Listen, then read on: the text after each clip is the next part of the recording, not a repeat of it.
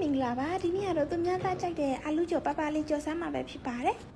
မယုတ်သီးလုံးဝမပါဘဲနဲ့အချိုကြော်ထားတာဆိုတော့လူကြီးရောကလေးရောအကုန်သူစားလို့အဆင်ပြေပါတယ်ဒါကတော့အိမ်မှာလက်ကျန်နောက်ဆုံးလက်ကျန်ရှိတဲ့အလူဦးလေး3ဦးဖြစ်ပါတယ်ဒါလေးကိုပပလေးလေးလေးထားလိုက်ပါမယ်အာလူဆိုတော့အားလုံးသိတဲ့အတိုင်းအကုန်အကျလဲသက်သာတယ်ပေါ့နော်ရှယ်ရလည်းလွယ်တဲ့အချိန်ကအများကြီးပေးစရာမလိုတမျိုးတည်းနဲ့တော့ထမင်းမိန်ကဲဒါဆိုလို့ရှိရင်ကျမတို့စချက်လိုက်အောင်အာလူလေးတွေကိုထည့်လိုက်မယ်ပြီးလို့ရှိရင်ရေလေးနည်းနည်းလောက်ထည့်လိုက်မယ်ရေကနည်းနည်းလေးဆိုရရင်နော်အများကြီးမလိုပါဘူးရှင်အရသာအတွက်ကစားရင်ရှုံလုံးထည့်ပါမယ်ငပိလေးနည်းနည်းလေးထည့်လိုက်မယ်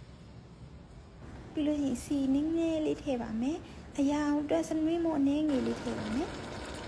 ကဲအာလူပါပါကြော်လေးရပါပြီရှင်ဒါကိုထမင်းပူပူလေးနဲ့စားလိုက်ပါဦးမယ်ရှင်အားလုံးပဲဘိုင်ဘိုင်အိမ်မှာလှုပ်စားကြည့်ကြပါနော်အရင်ကမှလွယ်ကူတဲ့နေ့လေးပဲဖြစ်ပါတယ်ရှင်